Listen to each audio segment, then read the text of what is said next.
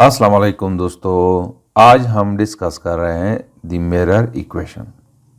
दोस्तों पिछले दो लेक्चर्स में हमने image formation by concave and convex mirror के ज़रिए इमेज की लोकेशन, साइज और नेचर फाइंड आउट किए थे। इस मेथड को ग्राफिकल मेथड्स कहते हैं, यानी कि हमने ग्राफिकल मेथड के थ्रू इमेज की लोकेशन, साइज और नेचर मालूम की थी। ग्राफिकल मेथड के अलावा एनालिटिकल मेथड के थ्रू भी हम इमेज की साइज, उसकी लोकेशन और इसका नेचर फाइंड आउट कर सकते हैं। मतलब यह है कि अगर हमारे पास एक इक्वेशन है और उस इक्वेशन के ज़रिए हम इमेज की लोकेशन, साइज और नेचर मालूम करें तो इस मेथड को एनालिटिकल मेथड कहते हैं। तो जिस इक्वेशन के थ्रू हम इमेज की लोकेशन, साइज और नेचर मालूम करते हैं उस इक्वेशन को द मिरर इक्वेशन कहते हैं। तो मिरर इक्वेशन को डिराइव करने के लिए हम सपोज करते हैं कि लेट सपोज ये हमारे पास एक कनकेव मिरर है और ये उसका प्रिंसिपल एक्सिस है, ये सेंटर ऑफ कर्वेचर है और ये फोकल पॉइंट है। यहाँ पे एक ऑब्जेक्ट रखा गया है जो कि मिरर से d0 के फासले पे है। तो अगर मैं इस ऑब्जेक्ट की लोकेशन फाइंड आउट करना चाहूँ तो इसके लिए मैं दो रेज इस्तेमाल करता हूँ। जैसे कि पिछले दो लेक्चर्स में हमने प्रिंसिपल रेज में से दो रेज को हम इस्तेमाल कर रहे थे। तो यहाँ पे एक रे जो है पी रे है और दूसरी रे जो है वो एफ रे है। इन दो रेस के थ्रू मैं इमेज की लोकेशन को फाइंड आउट कर सकता हूँ। यहाँ पे ये पी रे जो है इस पॉइंट पे कनकेव मिरर के साथ इंसिडेंट होती है और जिस एंगल के साथ इंसिडेंट होती है उसी एंगल के साथ रिफ्लेक्ट होती है। और ये एफ रे जो है ये इस पॉइंट पे कनकेव मिरर के साथ इंसिडेंट होती है और इस साइड पे रिफ्लेक्ट होती है। तो दोनों रेज आफ्टर रिफ्लेक्शन इस पॉइंट पे एक दूसरे के साथ मिलते हैं। तो इमेज की लोकेशन जो है वो ये बन रही है, इनवर्टेड और रियल इमेज बन रहा है। तो इस फिगर के थ्रू मैं मिरर इक्वेशन डिराइव कर सकता हूँ जिसके थ्रू मैं इस इमेज की लोकेशन को फाइंड आउट कर सकता हूँ। जो भी इमेज है उसकी लोकेशन फिर हम उस इक्वेशन के थ्रू फाइंड आउट कर सकते हैं।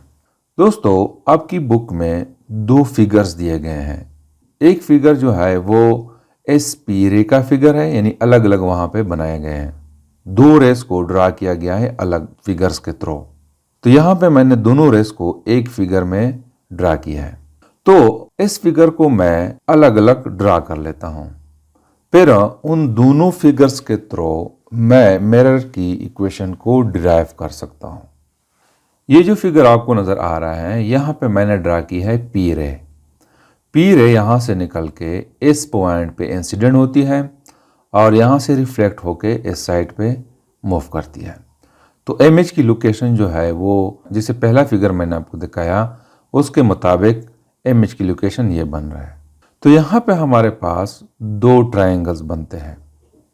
एक ट्रायंगल जो है वो बी, ए और पी है। दूसरा ट्रायंगल जो है वो ए डैश, बी डैश और पी है। ये दोनों ट्रायंगल्स सिमिलर ट्रायंगल्स हैं क्योंकि यहाँ पे ये इंसिडेंट एंगल और ये रिफ्लेक्टेड एंगल दोनों इक्वल है। बिल्कुल इसी तरह अगर इस एंगल को मैं ले लो तो ये एंगल और ये एंगल दोनों इक्वल है। तो जब किसी ट्रायंगल की एंगल्स सेम हो तो फिर उस ट्रायंगल को हम सिमिलर ट्रायंगल कहते हैं। तो इन दोनों ट्रायंगल्स को मैं यहाँ पे अलग से ड्रा कर लेता हूँ।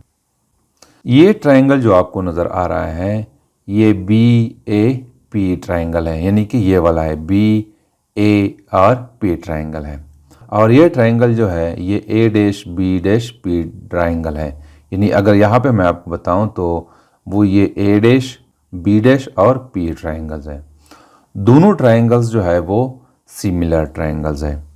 तो दोस्तों सिमिलर ट्रायंगल्स की एक प्रॉपर्टी होती है कि दोनों ट्रायंगल्स की करस्पॉन्डिंग साइड्स की अगर हम रेशो ले लें तो वो रेशोज दूसरी करस्पॉन्डिंग साइड्स के बराबर होती है।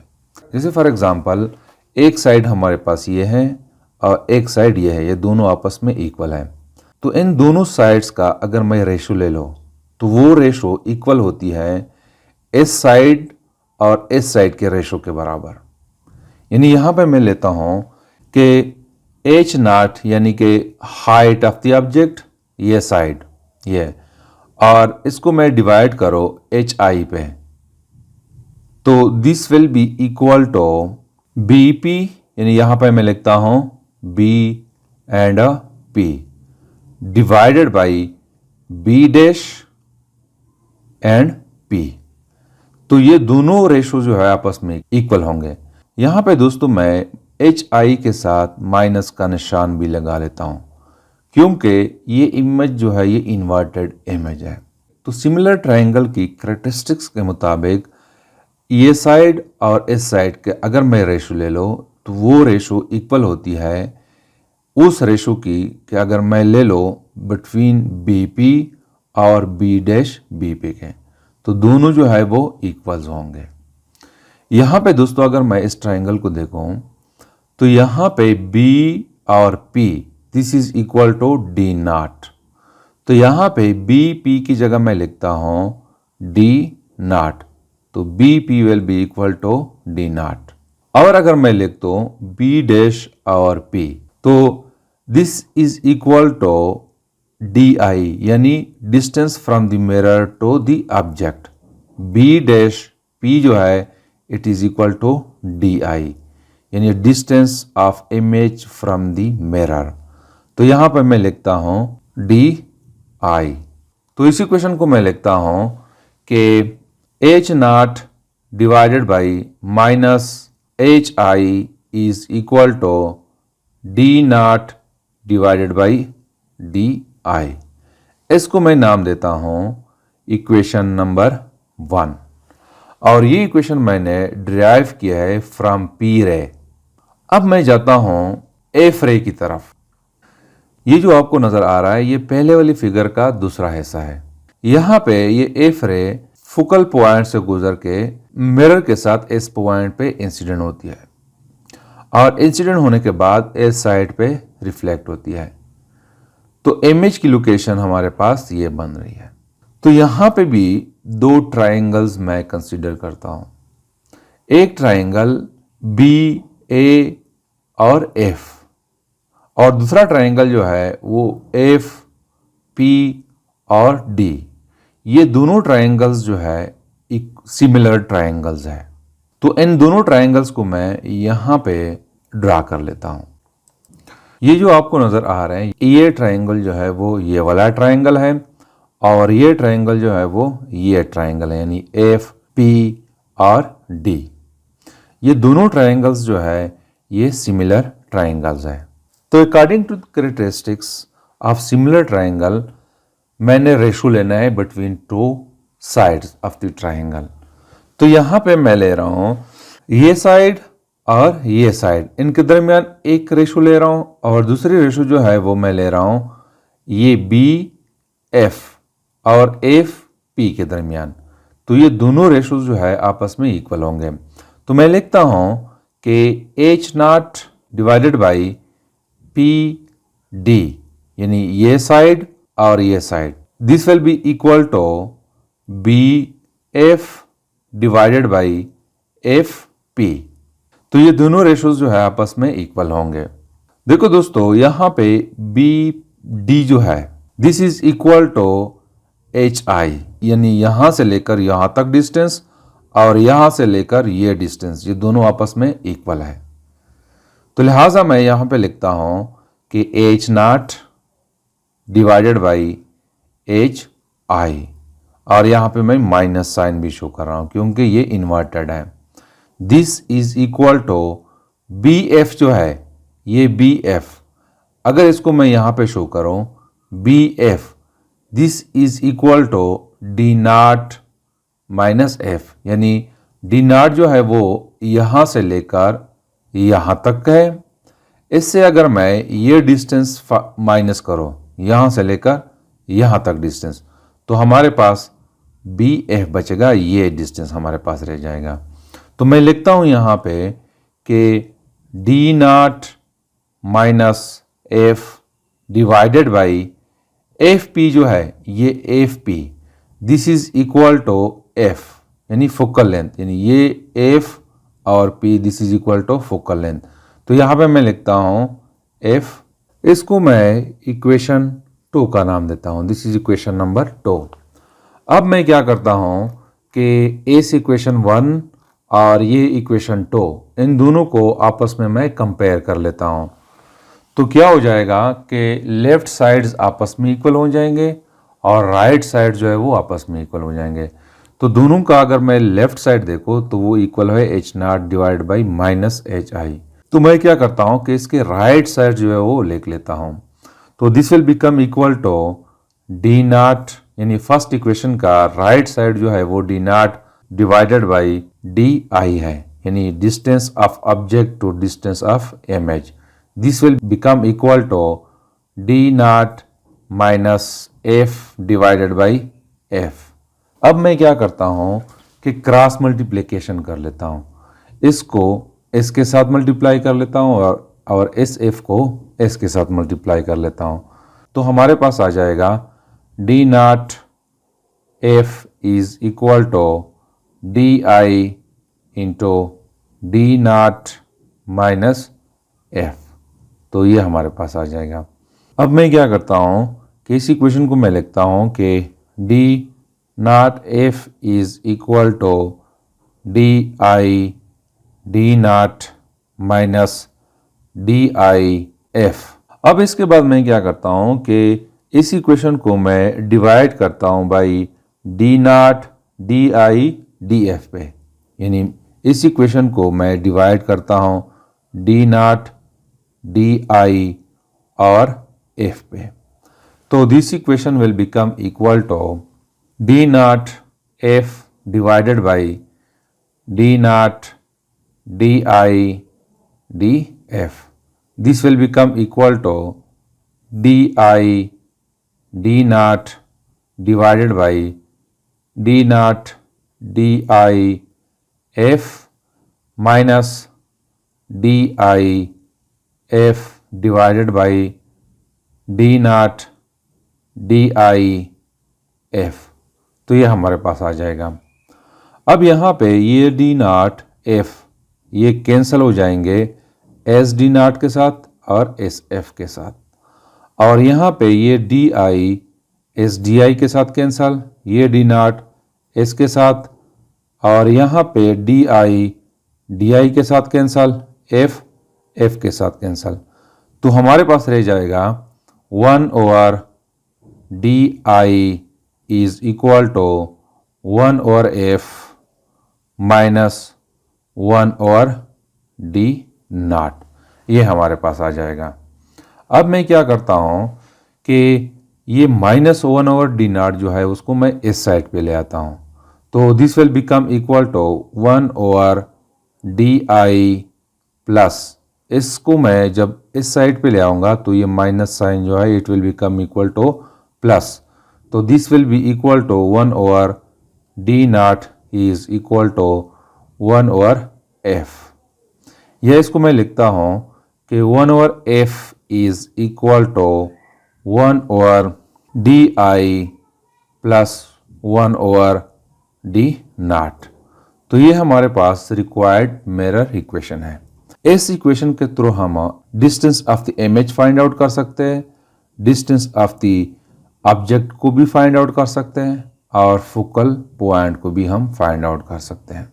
तो इस इक्वेशन को हम कहते हैं मिरर इक्वेशन।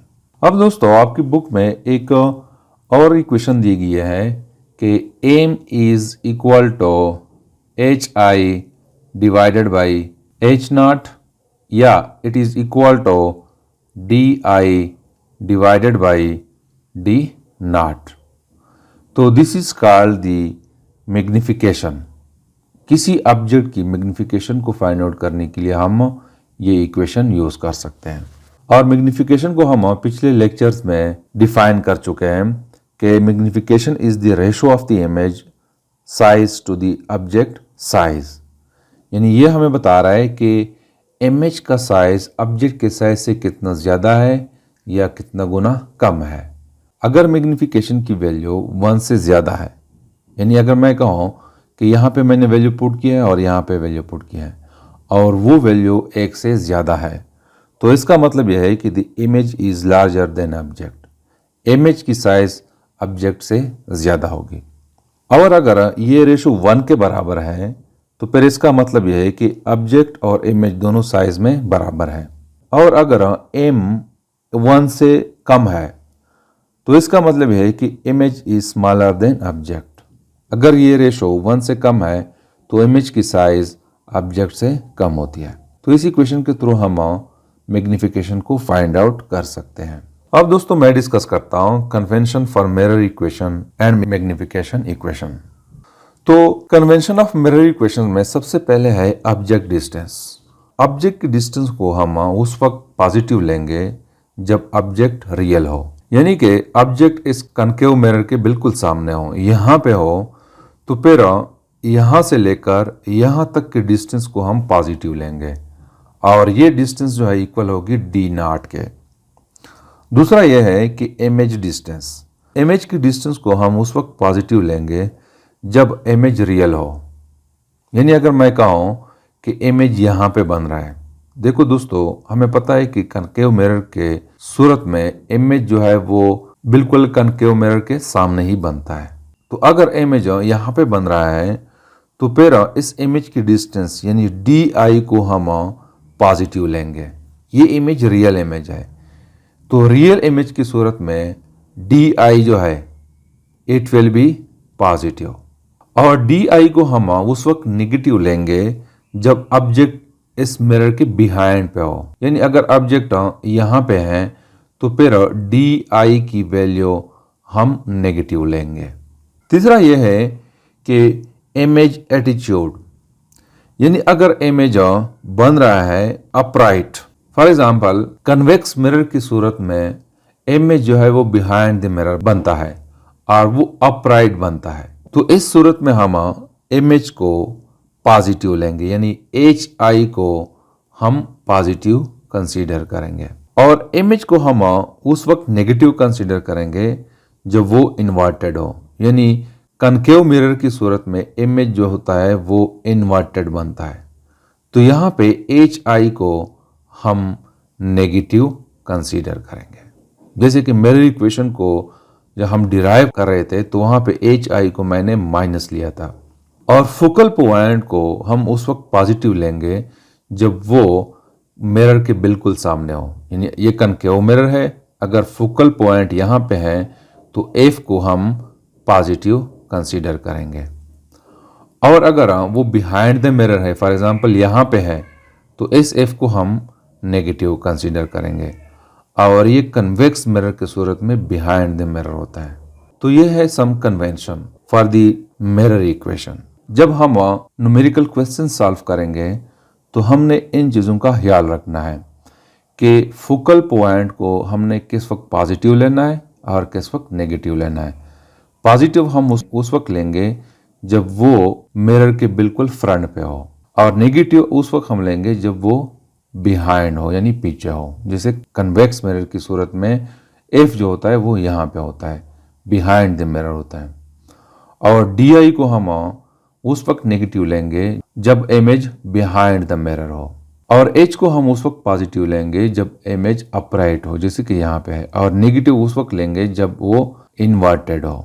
और di को हम उस वक्त पॉजिटिव लेंगे जब इमेज कनकेव मिरर के बिल्कुल सामने हो। तो ये सम कन्वेंशंस है जो हमें न्यूमेरिकल्स प्रॉब्लम को सॉल्व करने में मदद देती है। तो this is something about the mirror equation. Thank you.